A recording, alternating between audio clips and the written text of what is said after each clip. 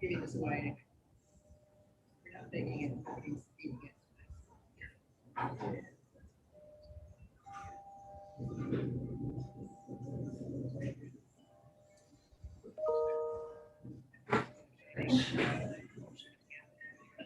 People talk about the luck of the Irish.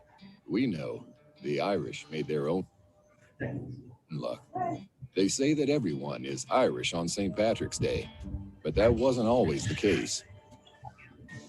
Some claimed the Irish could never be true Americans, but it was an Irish immigrant who refused to bow the American flag before a king, and the grandson of Irish immigrants who told the Nazis, nuts. They have sweated in the bowels of the earth and reached for the stars. They have performed miracles, spoken for the marginalized, entertained us, inspired us, deliberately walked into hell to save us. They are the children of exiles, committed to the present, yet never forgetting where they came from. We all have experienced tough times this past year, but the Irish are no strangers to tough times and will rebuild our communities stronger than ever. March is Irish American Heritage Month.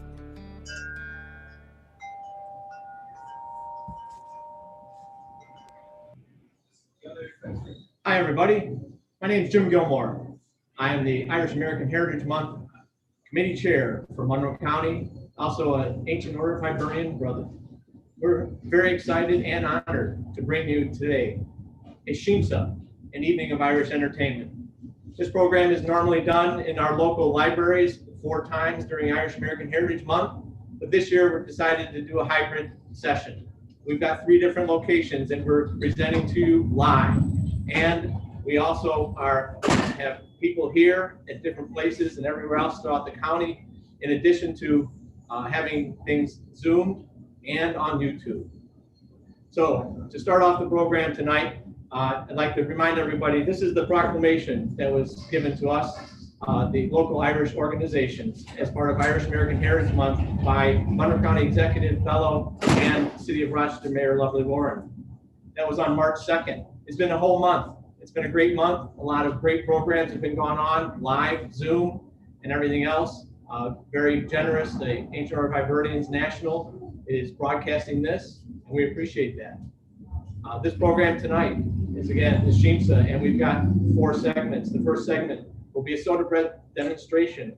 The second segment is Cultus Catoriarum with traditional Irish music, followed by a historical presentation by our local author and past president of the Irish American Cultural Institute. And the final part of the segment is a live dance demonstration from Kathy Whitfield of Rinkin Nashea Dance Studios. So without really any further ado, again, all the local Irish organizations in Monroe County would like to thank you for participating and watching this program.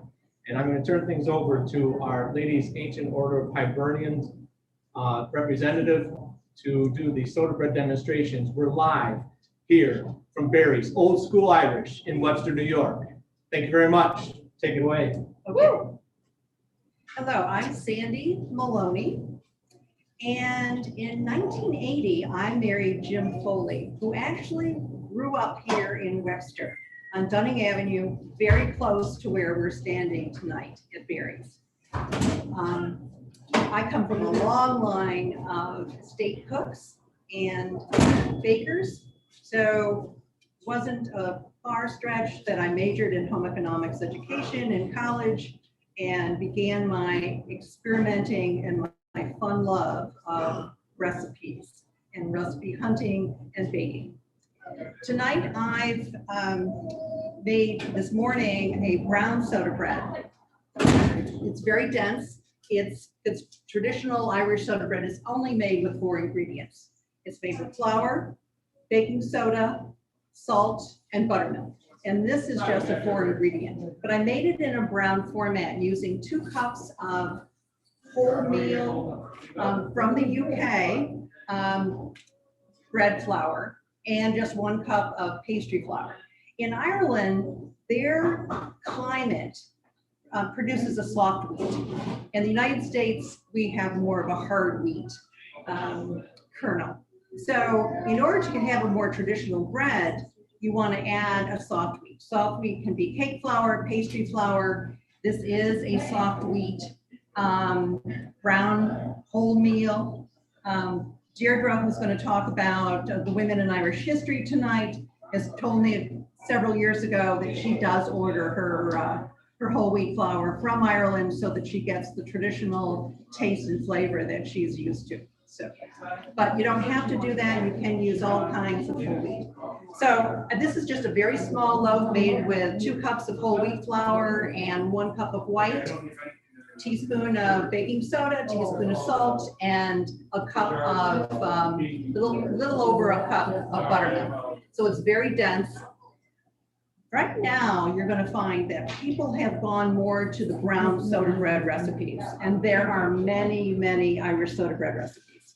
Baking soda didn't originate until 1840, and you're going to find that with the people more concerned about their health and they want to increase their fiber in their diet, brown soda bread will be made with usually an egg and more butter for a more tender crumb, baking powder as well as baking soda, and the addition of wheat germ and wheat bran, sometimes oatmeal. So there's a variety of brown soda breads. Tonight, what I'm going to demonstrate, though, is going to be a white bread. One that I've modified from Cook's Illustrated, and Cook's Illustrated I like because they do experiment and test all their recipes out.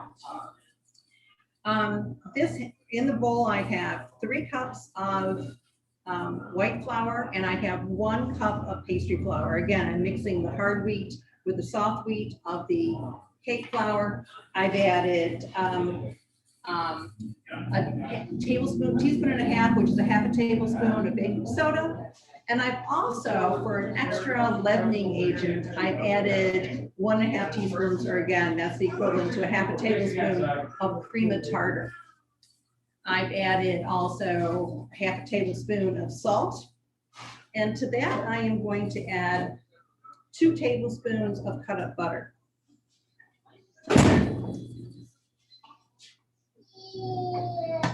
And I'm going to cut that in with a pastry blender. There you go. You're welcome. And then, sir, you were asking about the Irish cream. Yeah. Did you want a 16 ounce or 16? Okay. I've got this bowl on a pastry cloth. And I said that I come from a long line of bakers, and so this is a tradition in my family. I make sure that my children have a pastry blender and a pastry cloth. The cloth is easier for cleanup. It also absorbs the flour, so you're not adding extra flour into your pie crust, your bread, whatever. You can put it on, you can knead on it. So again, Irish soda bread is a quick bread. It's not made with yeast. It's made with leavening agent. Wow. Every night. So have you ever gotten that with us before? And I did find recently an article that talked about that the brown soda bread was more of a social class issue. So it's more expensive to have the extra milling of the white flour, so that it was more expensive to make white Irish soda bread, and therefore families that were wealthier, had the white soda bread. Like I said, it's not the same way as it is today. So that I want it to be well incorporated, just small chunks. Many recipes are going to call from anywhere from the 2 tablespoons that I put in all the way to a half a cup of butter. And butter in a soda bread recipe adds extra richness, and it also creates a tender crumb. I also added 2 tablespoons of sugar to this. So again, a little extra sweetness. I don't like a lot of sweetness, but again, that amount you're going to find in recipes anywhere from the 2 tablespoons that I've used all the way up to a half a cup if you like it very sweet.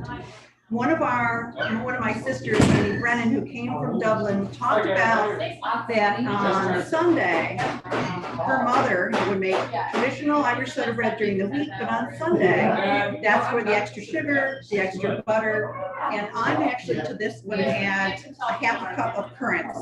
Yeah, he's got a good shot. You don't want to add the currants until after you've cut in the butter, so they're covered with some of the flour, and they'll blend in better into the bread. I like the currants or raisins. Annie even now uses cran raisins into her bread.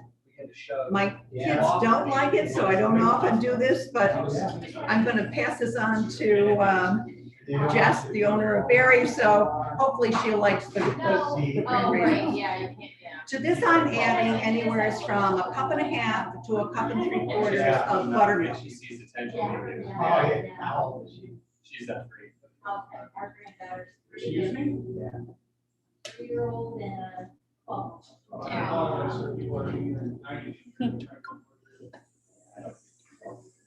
Okay.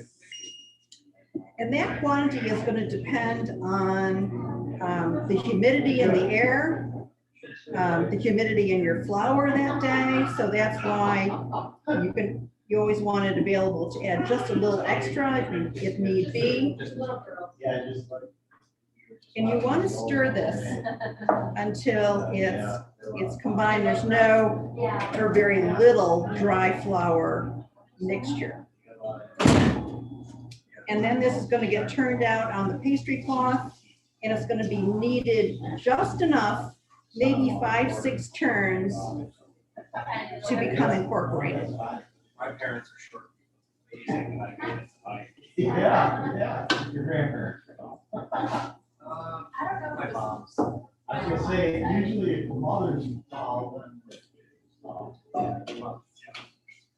And you can scrape off that extra flour and knead that in.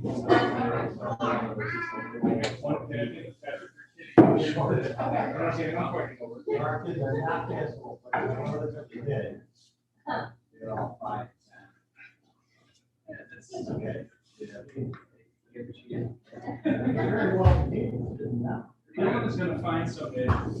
You go to restaurants? Yeah, She's been to more places.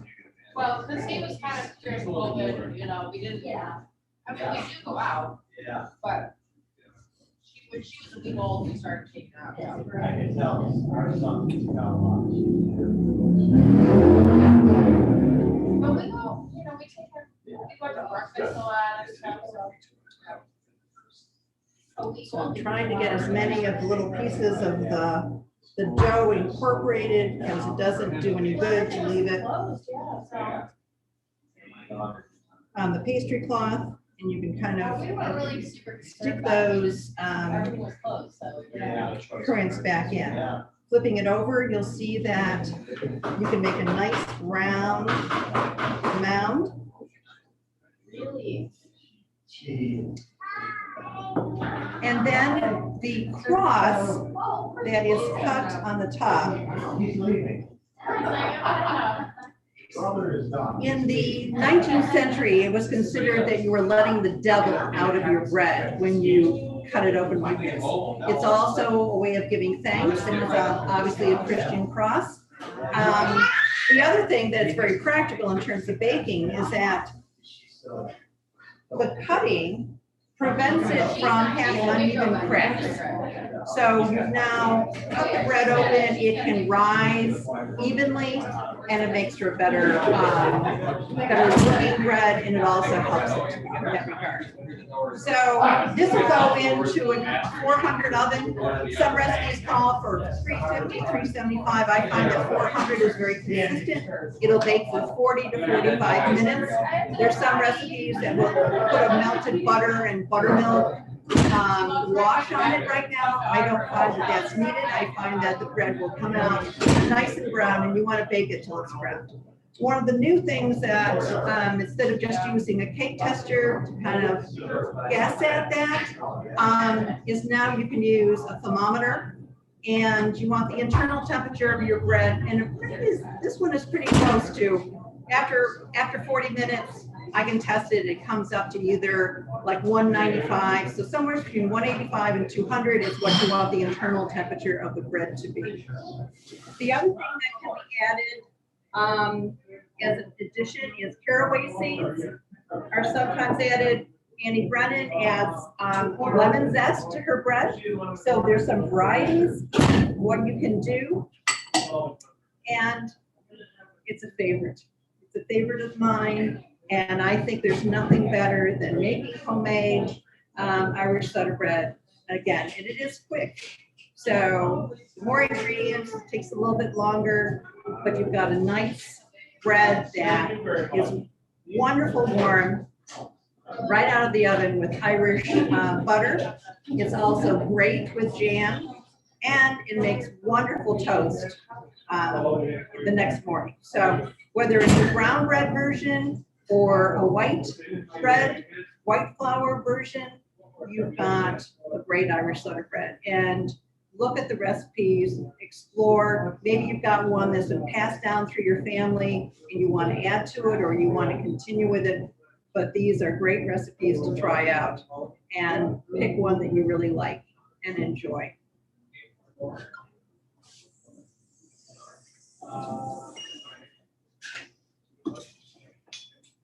All right, hi everyone from Barry's Old School Irish. If we can do a round of applause for Sandy, that was awesome. These breads look amazing. They look so good. I mean, we make our own brown bread here at the pub, but I mean, I'm a fan of the currants, so I will be making this at home and putting currants in my soda bread. We'll see if our kids like them, you know, the 3 little ones. And I do have a recipe for you to take home, and I want that recipe that you have with the molasses. All right. I've never made a brown bread with the molasses. Well, I will have to share that one with you too. We got it when we were in Ireland. Danny and I, we went for our honeymoon. We've been now 10 years. I got it on it's gone. But we've been there, you know, we've been here for about 10 years, and yeah, we got it on our honeymoon while we were in Ireland. So that's awesome. Yeah, thank you very much. We appreciate you coming in today. This has been an honor to be a part of this. So And thank you very much for hosting. Oh, It of was wonderful course. to be able to have a great venue in order to do the demonstration and to continue with very last hours of Irish Heritage. Awesome. Thank you guys so much. Very welcome.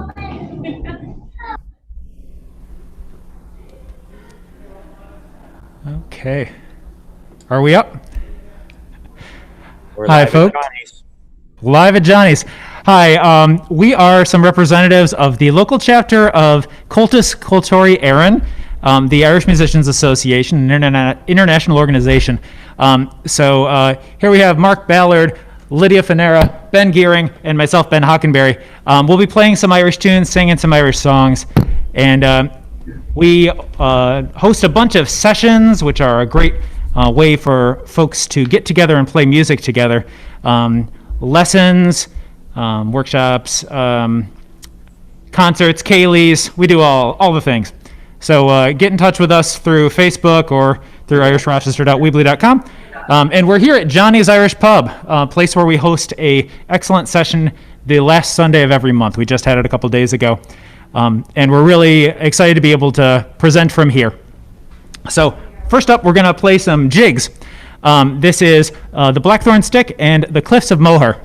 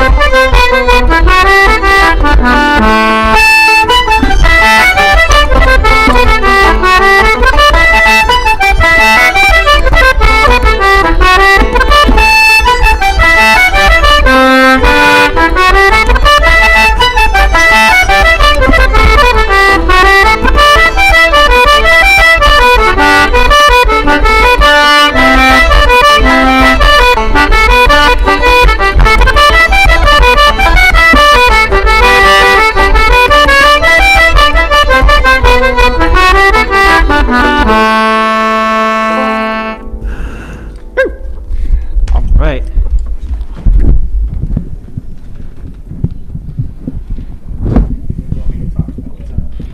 Okay, so I'm gonna kick us off next with some reels. We just played a couple jigs. Now we're gonna play reels. Reels are kind of a fast type of tune in Irish music. People love to dance to them. So we're gonna play 2 reels called Jimmy McGetricks and The Glass of Beer. And Ben's gonna help me out on this one. So.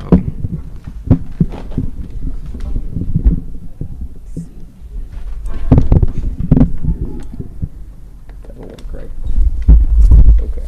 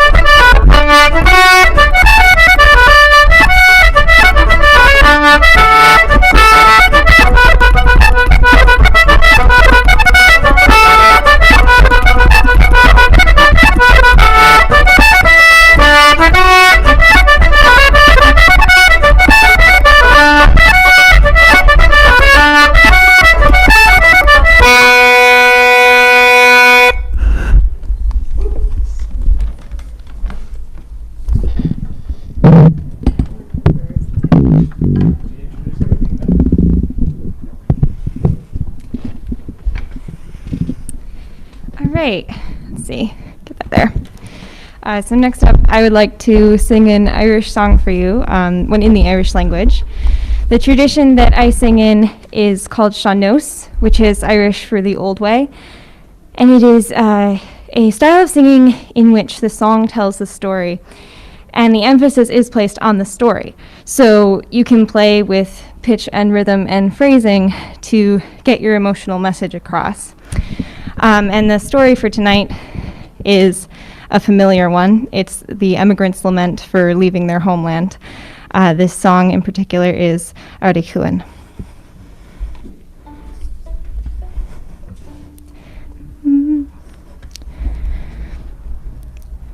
Damen hen Articun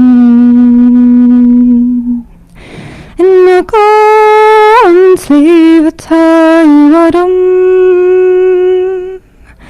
bonnet langan dulad could goglen agok de dafni agus ko keira ligaso elandu agaso shema krita tram agus bruma Sheisha an chorek ta tabun Artingo garfish kun Vel for sé an chiron win agus fair sé an sin agus á chéire agus so éad a landú agus so sé má críta tram agus brunach da hanagum cata israf dymar fylen ar chram traf smi ag dyn diag ysrog fi'n slan is can yn un hen dyfnach agus o ceir agus o eir a landú agus o sin o críta tram agus brach agus o ceir agus o eir a landú agus o sin o críta tram agus brunach.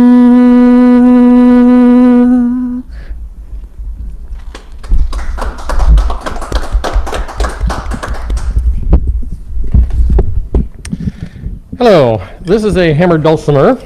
It is not a traditional Irish instrument, but you can certainly play traditional Irish music on it.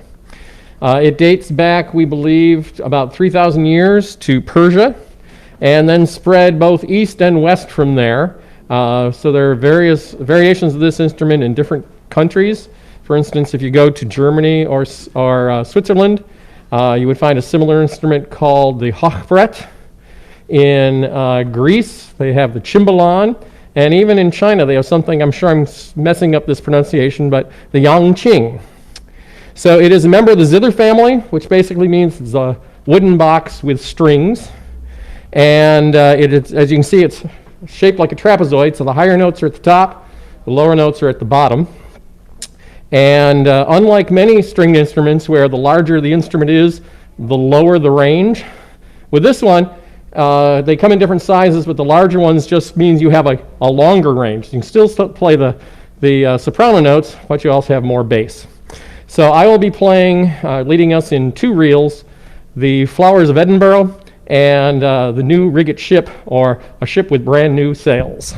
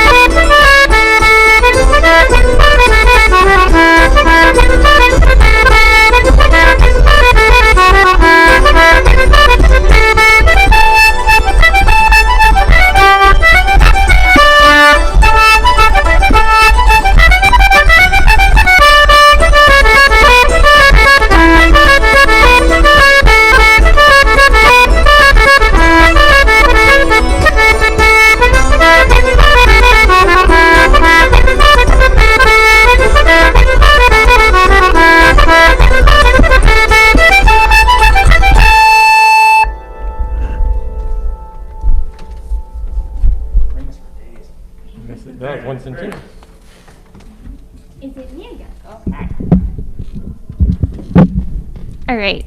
So I play the fiddle, and a lot of people ask, what's the difference between a fiddle and a violin? And the answer is, in the instrument, none. It's all in how you play it and the style of the music you're playing. So one thing that sets Irish fiddling, and Scottish fiddling for that matter, apart from other forms of violin playing is the ornaments. So we don't just play the music as it's written on the page. We like to add a lot of, let's see, this one. So like cuts, which is like, or rolls, or slides to it, just to make it our own, so every musician is playing the tune differently. So I thought I would start off with a slower one because you can really hear ornamentation better in a slower song. So this is Mcaleese Farewell. It's like maybe a march, maybe a polka, I don't know. We play it kind of march speed. So yeah, it's not a traditional fast reel.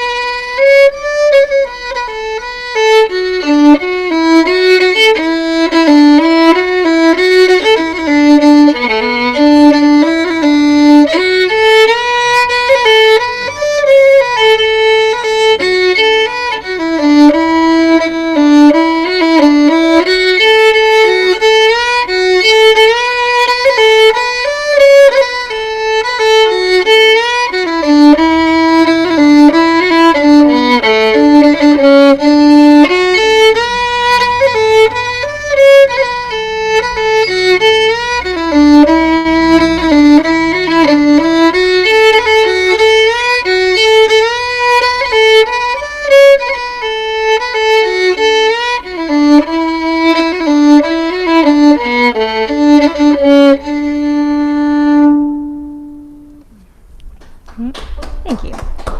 And then a more traditional fast reel, Julia Delaney, if you guys want to join in.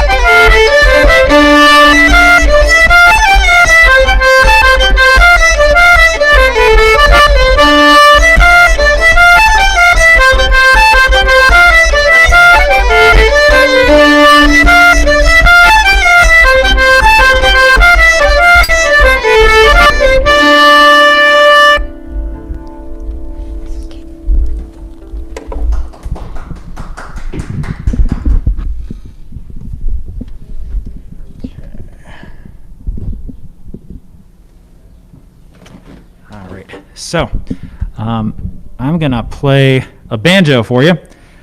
So this is a tenor banjo, 4-string banjo. You might have seen them before in jazz bands, like Tiger Rag sort of stuff. Those are usually tuned C-G-D-A, like a viola. This is tuned an octave lower than a fiddle in G-D-A-E, which means that I can play any tune a fiddler can play, only better, except not really. They're usually much better than me. It's played with a pick, and it's particularly characterized by playing triplets is really the thing that this guy named Barney McKenna in the band The Dubliners really made this instrument into a centerpiece of the Irish music tradition. Before that, it was mostly used as a backing instrument. It has a long history, actually, going back into the 19th century, from the time of minstrel shows going to Ireland, and the banjo became a thing around the world. There's a connection between America and Ireland through this instrument.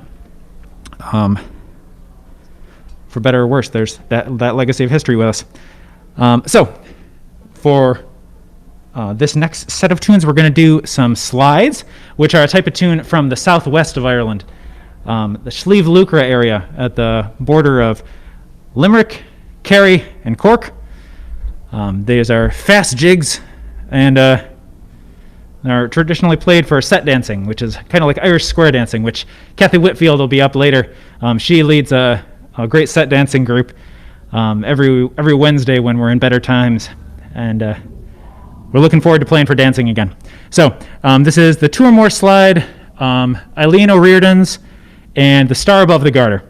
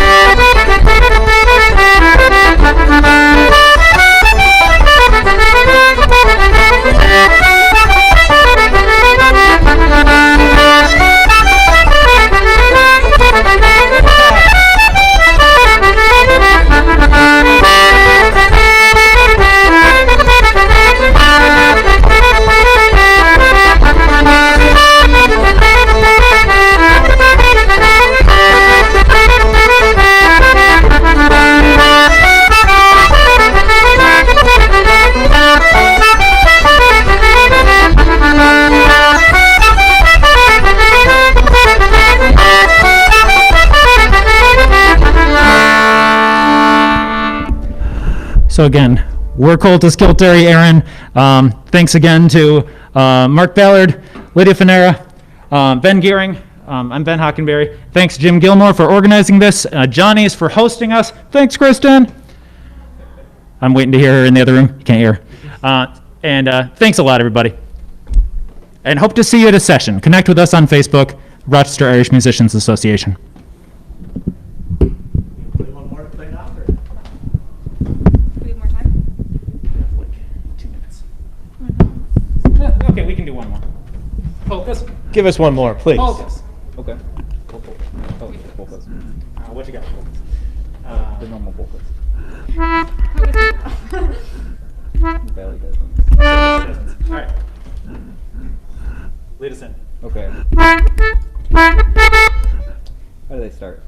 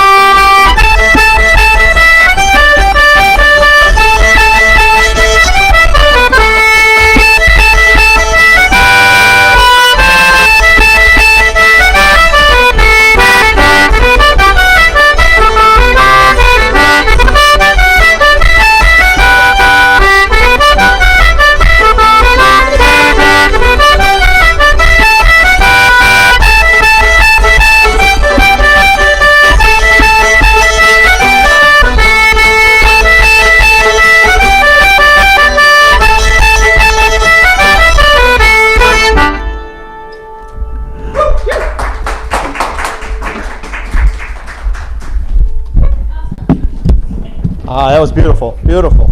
Let's see if we can get this adjusted. Can you hear me now? Sounds better? Alrighty, well, I apologize, Cultus, for getting here a tad late. I caught in some traffic heading across town, but I know you're in good hands. I really appreciate you guys participating again this year. They've always been a treat, and they always play well. We've got our own Celtic woman here singing for us all the times. Lydia, thank you. Again, that was Cultus Kilterry Aaron live from Johnny's. So I've come here to thank them. Also, we want to thank Jessica and Danny Barry for hosting us over at Barry's Old School Irish. I apologize that the crack in the background was a little loud there, but you know, it's an Irish pub. We do what we can do as best as we can, and it is live. So that's what we're here for, and enjoying fun and entertainment and everybody's camaraderie in that regards. So what I'd like to do now is introduce to you our historical speaker. She is past president of the Irish American Cultural Institute. She is also the daughter of Owen McKiernan, He received the Ancient Order of Hibernians highest award, John Fitzgerald Kennedy Award from the AOH. He founded the Irish American Cultural Institute. Deirdre McKiernan Hetzler, who's coming up now, she was the first president and founder of the Rochester chapter of that organization. And without any further ado, Deirdre, come on up and tell us a little something about Irish women. Thank you.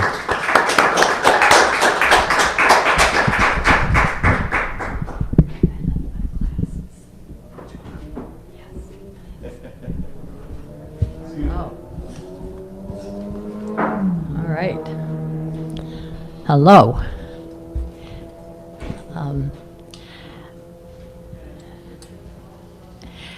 Tonight, we're going to talk about some history. And as you know, history is usually written by the men, right? Or at least it has been in the past. Okay. Yeah. And of course, it's about exploits, right? Rebels, patriots, adventurers, and the like. But that's why it's called history, right? So tonight, because there is a preponderance of wonderful Irish women who have shaped history both in Ireland and in our country, and actually around the world. So you probably know a lot of them already, because there are many that are very famous. For example, Bridget, St. Bridget of Kildare, who was the abbess of, forgot my glasses were actually on me.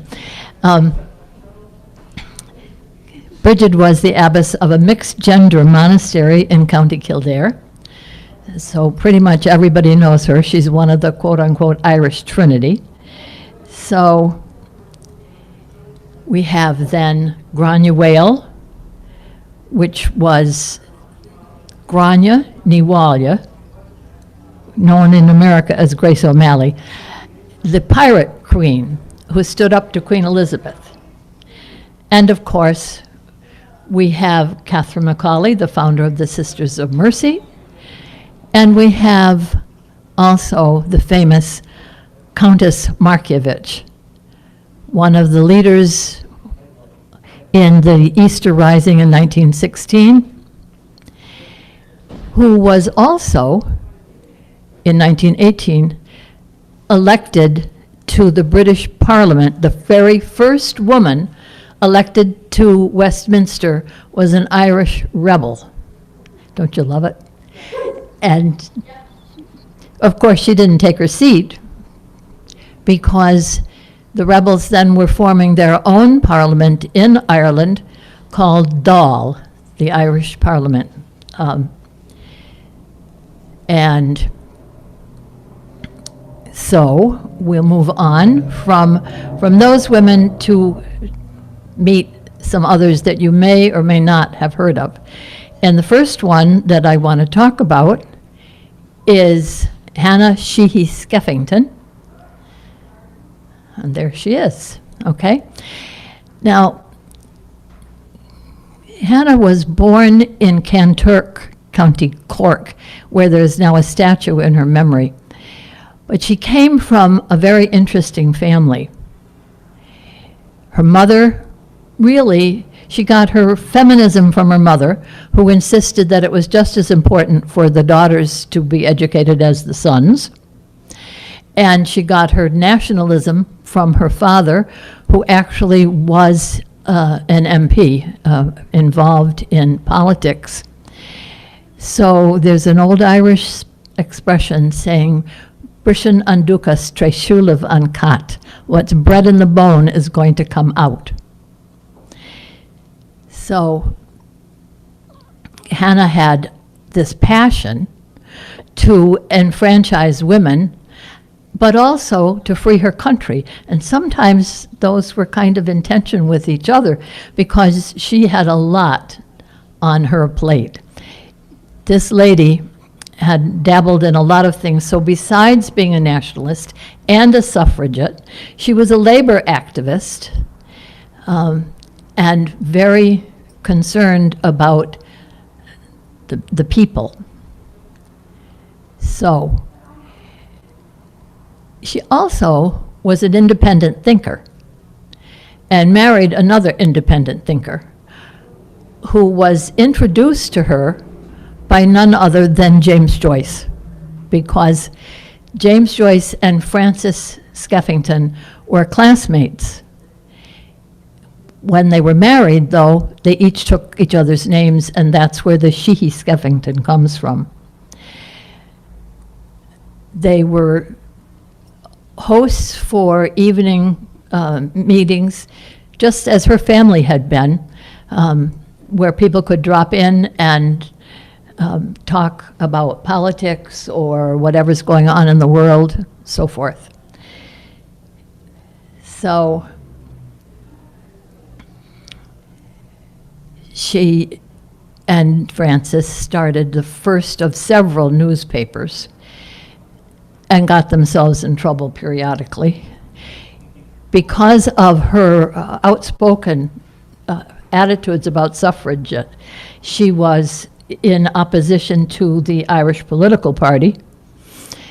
So I guess some articles she wrote ended her in jail because of that opposition. Wasn't the last time she was going to have that experience. And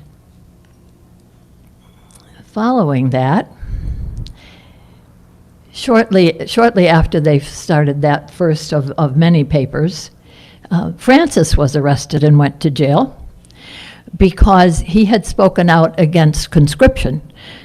Now, we all know what that is, and the British were trying to enlist Irish in the armies because war had already been declared.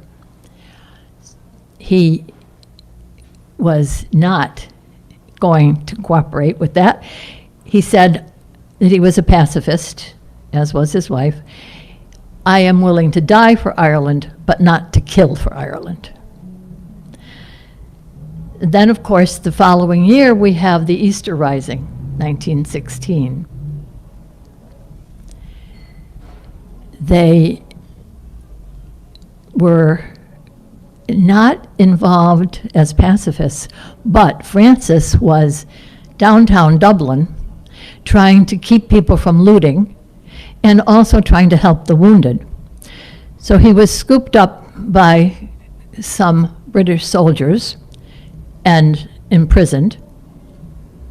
Well, within 24 hours or so, one of those soldiers decided in some extrajudicial killings. Francis was murdered in custody, but poor Hannah knew nothing about all of this. So it took a long time for her to find out what happened. She refused the compensation that the government offered because she had to pursue some other ideas. Somehow or other, she slipped out of the country and went on a speaking tour of the States and told her story, told about British militarism as she knew it. So one of the papers, if I don't have lights on my notes, so I hope I can read this. One of the comments from one of the press releases following her talks said, "Those present were simply amazed at the wonderful poise and self-control of the speaker as she told stories perpetrated by the military authorities in Dublin that made the audience gasp with horror."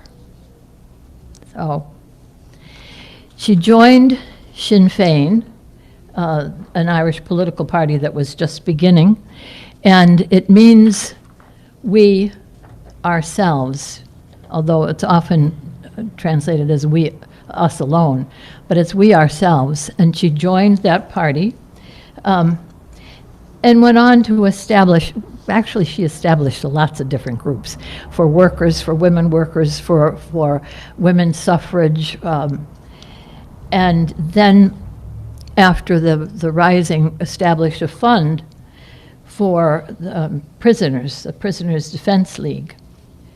So after the Civil War, when the people in favor of the treaty had won the Civil War, and I'll say more about that later, De Valera, as the head of the government, imprisoned quite a few of his, sorry, that came later. There were quite a few prisoners rounded up after the war, and so she was all about raising funds for them. Crossed into Northern Ireland as a part of that, only she had been banned from Northern Ireland, so she ended up in jail again. So she had ended up in another confrontation with authority in a jail in England. So she was a member of the Dublin Corporation, the governance of the city of Dublin for a while, and opposed. There was a bill that was put in the Irish Parliament in 1935, a labor bill, that it was going to disenfranchise women in the jobs. So she fought that. She also fought De Valera's 1937 Constitution because it also was seen as disenfranchising women. And it pretty much did. I mean, he talked about comely maidens home raising children, you know, that. So that was kind of the end of her active life, shall we say. She tried once more in the early 40s to run for the Dáil and was defeated, and she died in Dublin in 1946. So then we move on to another rebel lady, Kathleen Daley Clark, who came from an extremely nationalist family in County Limerick. I am having a little trouble checking things here with the lighting. So her father died young, and his brother had been in the failed 1867 Fenian Rising against the British. So John Daley was in prison in England, and just happened to share a cell with a man named Thomas Clark. But after her dad died, Kathleen's Uncle John pretty much stood in for him and the family. And after Clark was released from jail at 1899, he came to visit the Daleys. He'd been awarded the Freedom of Limerick and had come to Limerick to receive the award, was invited to stay with the Daleys, stayed for a few weeks, and you hadn't heard that like fish and company smell after 3 days, as the old saying goes. But Uncle John then decided it would be a good idea to rent a lodge at the sea and invite Tom to join the whole family. Well, you know where this is leading, don't you? So family wasn't terribly keen on this idea of the two of them getting together, Tom and Kathleen, because, you know, he was much older and he was penniless and he hadn't a job. But he went to New York, and according to her biographical notes, must have become a citizen, because she makes reference to that. She follows him to New York, pre-planned, of course. They were married there in 1901 and joined every imaginable Irish group that was going. Clan na Gael, the Gaelic Athletic Association, the Gaelic League, which is where my father learned his Irish, actually. So they bought a farm on Long Island, but things in Europe were beginning to heat up. So by 1907, Tom had persuaded her that they needed to go back to Ireland because he was anticipating that it was going to be time in the near future for another strike for Irish freedom. So eventually she consented. She said, you know, you've already paid your price. Do you really want to go back to more trouble? But they went back with their young son. Well, I think young Daley was probably 5 by then.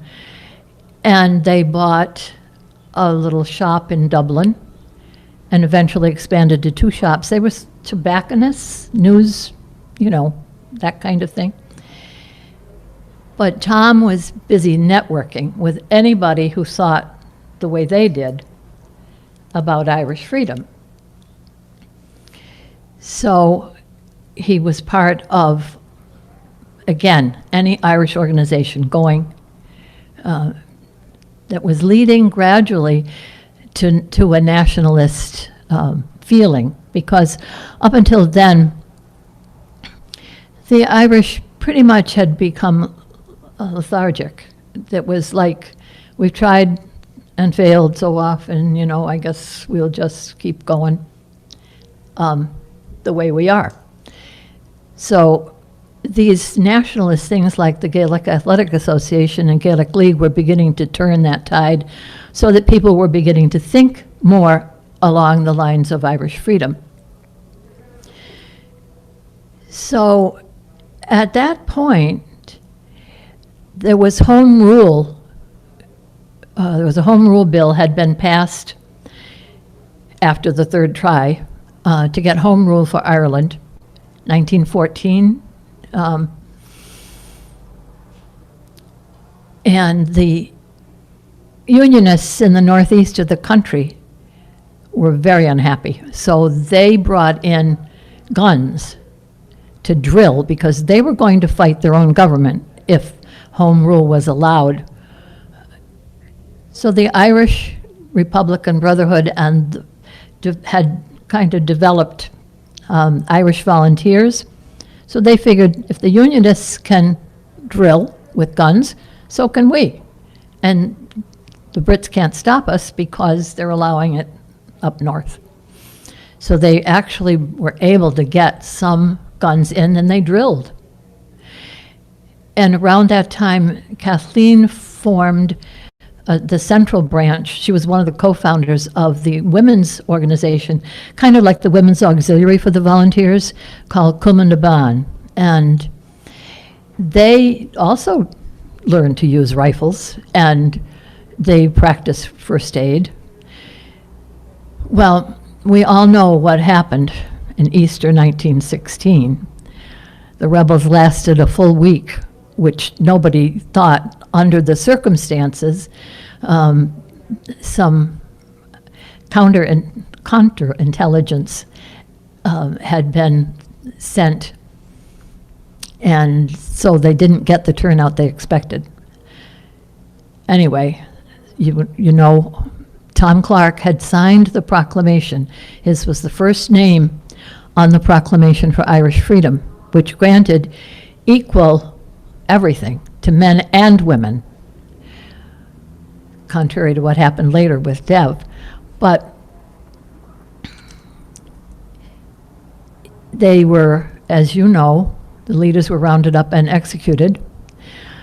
But before the rebellion started, the Irish Republican Brotherhood and volunteers had voted that somebody needed to have everything, all their plans and ideas, so that if anything happened to them, their work could be carried on. And they voted Kathleen should do that. So she had to memorize everything and memorize the names, because if there was anything on paper, what would have happened, right? Anyway, her husband was the first one to be executed. And within a week, she had established the volunteer fund for the widows and for those who had fought, whose husbands had or brothers had been carted off to jail in England. Now, she lost both her husband and her only brother in that execution. So, Kathleen she was active in Sinn Féin, was also on the Dublin Corporation governing board, and had done a couple of tours talking, again slipped out of the country. So she was jailed in Holloway Prison in London with, of all people, Countess Markievicz, and also another widow, Maud Gon McBride. Her husband, Sean McBride, had been one of the ones who was executed, and they are memorialized in a poem by by Yeats. So she was elected several years later as Lord Mayor of Dublin, the very first woman to be elected Lord Mayor. And the first thing she did was to make sure that Queen Victoria's huge portrait was gotten rid of, along with those of other British royalty, and the trappings of what she called the colonial trappings. So the chain and insignia for the Lord Mayor, she refused to put on. They had to make a new one for her. So she lived a very long and very productive life. So I won't go into some of the rest of all the things that she did. She also fought against the Constitution for the same reasons that Hannah had done. Eventually moved to London to live with her youngest son, but she lived to 94 in spite of her poor health.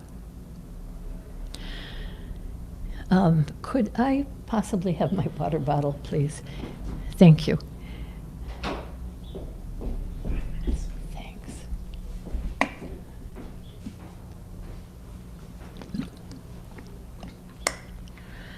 Now, the next two women I'm going to talk about were poor Irish immigrants who made their mark on America, as many poor immigrants have done for our country.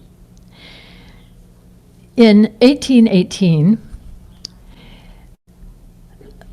Margaret Gaffney and her family emigrated to the United States, but wasn't very long before her parents died in a yellow fever epidemic.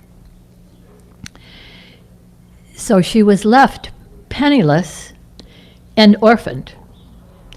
There was one sibling who had survived but disappeared. She never saw him again. But somebody that they had met on the boat took her in, but as household help. At least it kept her alive and fed and really well cared for, except no schooling. She didn't learn to read or write. But 1935, she met another Irish immigrant and married. His name was Charles Haughey. And the next year they had a baby girl. They moved from the Middle Atlantic states to New Orleans in the hopes of finding a little better, a warmer climate for him, because he wasn't well. But within a few months, the baby died. He went home to Ireland and died almost as soon as he got there. So there she was again, penniless and alone. So, but she took in washing and got then a job in a laundry, and eventually a laundry in a convent orphanage. She saved every penny and bought a cart and a couple of cows, which she milked and sold took the cart around town with the milk and sold it, gave the sisters a part of all her earnings, then eventually acquired quite a few cows, moved on to become the head of the convent's herd. Again, very, very, very smart businesswoman, very careful with her money, and most of it went to charity. So, and I'm going to be running out of time, so I'm going to condense this next little bit a little. There was a yellow fever epidemic. She was around nursing everybody. It didn't matter to her what color you were, what church you went to, or none. She took care of the orphans. When she nursed the mothers in the yellow fever epidemic, she assured them that she would take care of their children, and she did. Eventually, she had started 4 different orphanages and left quite a large sum of money to all the orphanages. She apparently left a bakery business, which she had loaned money to a baker, and he went bankrupt, and she took over the bakery and made quite a thing of it, had the first steam-powered engine for business in the South. So she was so well known then for the bread, which she practically donated. She became the bread woman of New Orleans, and at her funeral, the pallbearers were some of the lieutenant governors and so forth. What I need to do now, because I am running out of time, Mother Jones was the next one I was going to talk about, a very important labor organizer, once called the most dangerous woman in America because of her labor activity. So look her up, Mother Jones. And the last one I wanted to talk about was, at least to bring your attention to, Mary Lenahan Mcaleese, the 8th president of Ireland and the first woman to succeed as president other women presidents. So she was born in a suburb, a nationalist area of Belfast, and the family was driven out by the violence. Went on to earn a law degree and teach both in Queen's University in Belfast and in in Dublin and Trinity. Again, because of the time constraints, I'm going to fast forward to the very end, because I love this story of Mary Mcaleese. Her 2 presidential terms were devoted to unifying, devoted to the poor and non-sectarianism, and had even done a lot of public speaking, got in a heck of a lot of trouble because she took communion in a Protestant cathedral as a part of a program she was involved in, celebrated the 4th of July in the presidential home. Again, then after she was all done with that, went back to school and got a canon law degree, and has been a thorn in the side of the Catholic Church from time to time over that. She spoke out at the time of Pope Francis's Synod on the Family, and this is what she had to say, that there were no experts. Imagine getting a bunch of old men together to talk about something they knew nothing about. So this is what she said. Have any of them ever changed a baby's nappy? You know what that is? A diaper. For me, that is the important question, because it is one thing to say that we all grew up in families and had mothers and fathers, but is a very different thing to raise a gay son, which she did. A very different thing to live daily in a relationship and to police the relationships between our children and the world. And she is now teaching in Glasgow. So, thank you.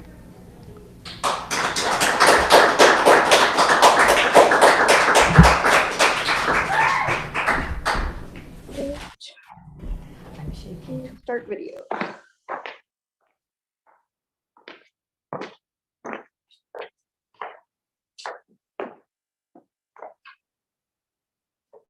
And here we go. So I made it over to Mcaleese Irish pub, just down in the west side of Rochester. I got here in time.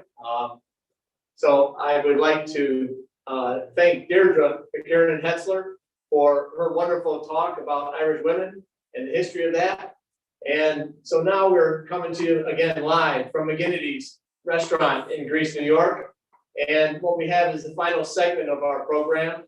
And that is Kathy Whitfield of the Rinka Irish Dance Studio. And she's going to give you a big demonstration of Irish dancing. Not just the typical thing you'll see on St. Patrick's Day of high stepping and high kicking. And I think she's got a very good program to offer. And at this point, I'd like to turn it over to Kathy. Thank you very much.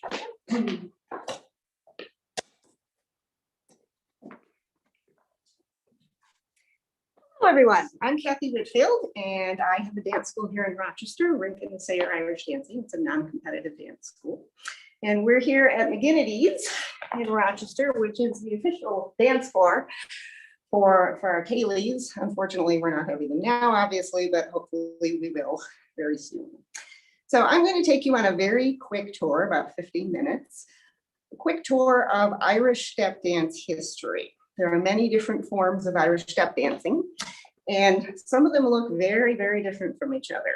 So I'm just going to show you 3 different styles of Irish step dancing through the centuries and give you some idea of why they changed the way that they did. So we're going to start back at the very earliest mention of dancing in Ireland is probably in the 1500s, if you go back to the literature. And this would be a mention here, a mention there. We don't know exactly what they were doing, but we do know that the entertainment of the time was the house dance. People would gather in each other's houses and they would dance and tell stories and have a bit of the crack. So it was a social event, and dancing at that time was meant to be a social activity. It wasn't for performance, it wasn't for competition, it was a social activity. So they would do group dances called country sets, which are very similar to American square dances. And at some point, you would have step dancers come out. Everybody would gather around, take a break, step dancers, of course, and people would come out and dance one at a time, the step dancing of the time. Now, a lot of times they didn't have much of a floor to dance on. In most people's houses, they had a dirt floor. So they would take the door off the hinges, either the whole door, or if they had one of those half doors where the top and the bottom open separately, they would usually take the top off and put it on the floor, and that was the dance floor. So it was a very small space that people had to dance in. So it wasn't like you were flying around a big stage or anything. You were in a very small space. So the steps were made to fit in a very small space, and they were very low to the floor. And one of the biggest things about this oldest style of step dancing is that it was improvised. So the dancer decided what steps they wanted to do. It wasn't taught by a teacher. You didn't go to a dance class to learn it. You learned it at these house dances. You learned it from other dances. You kind of absorbed it by osmosis, kind of.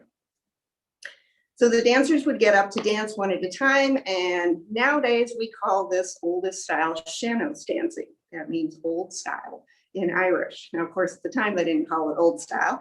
That was just the step dancing of the time. From now on, I'm going to call it seanos to differentiate it from the other forms of step dancing that I'm going to talk about. So I would like to show you a little bit of what this looks like. All of these dances are very brief. I just want to give you an idea. And about the house dances here. Oh yes, there's one more thing. They also met at crossroads. Sometimes people from different villages would meet at a crossroads to dance. So not just within a town or a village, they would also meet up with other villages at a crossroads. And sometimes they would erect platforms at these crossroads to keep the dancers out of the dirt and the mud. And some of those platforms are still out there, and you can go and find them and dance on them if you visit Ireland. So a little bit of sean-nós dancing.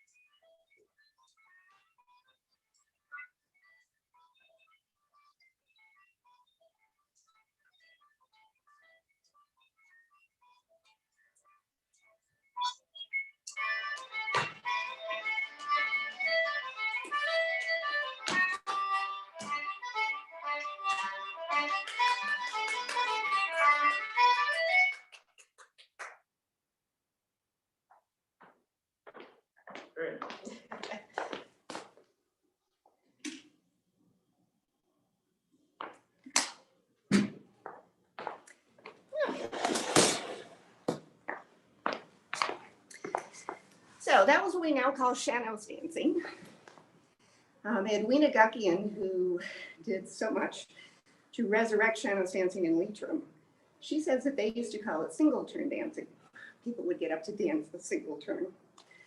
So obviously the terminology has changed because now this is a different kind of dancing. So. Okay, so now we're going to move along to our middle section here, and this is where we have the rise of the traveling dance master. So remember I told you that sean-nós dancing was not taught by teachers. So you didn't go to a dance class to learn it, you didn't go to a dance teacher. So now we have the traveling dance masters. Now you do have a dance teacher, although you don't specifically class. The traveling dance masters would work on a circuit, and they would go from one village to another, and they were given room and board by the people who lived there. And they would teach dancing to the adults and the children usually. Actually, more likely the adults. Very interesting that a number of dance teachers in the older times didn't want to teach children. They preferred to teach adults. So the biggest change with this next style I'm going to show you is that it is choreographed. What I just did, that was improvised. So the dancer can decide what steps they want to do. They can change their mind in the middle of it, but that makes it kind of hard for a group of people to do it. If you want to do a routine and you want a group of people to do the same dances, then you really need something choreographed. So in this part of history, right, easily the 1700s and definitely by the middle of the 1700s, the traveling dance masters were very well established, and they taught a choreographed style of dance. So because it was choreographed, you had a group of people who knew the dances. And so that group of people could dance together in a way that you couldn't do with the older sean-nós style. So we have more performance coming in here because performance was now possible. It was more possible than the improvised style. And we also see the rise of step dancing as a social activity. Step dancing nowadays is aimed at performance and competition. Actually, the other way around, it's really aimed at competition and then performance. But step dancing used to be a social activity. It was something that you would get up and do at a Gaelic, the same way that nowadays we get up and we do a country set, like a continental reel set, or we would get up and do the Walls of Limerick. People would get up and dance one of these newly choreographed dances that lots of people knew.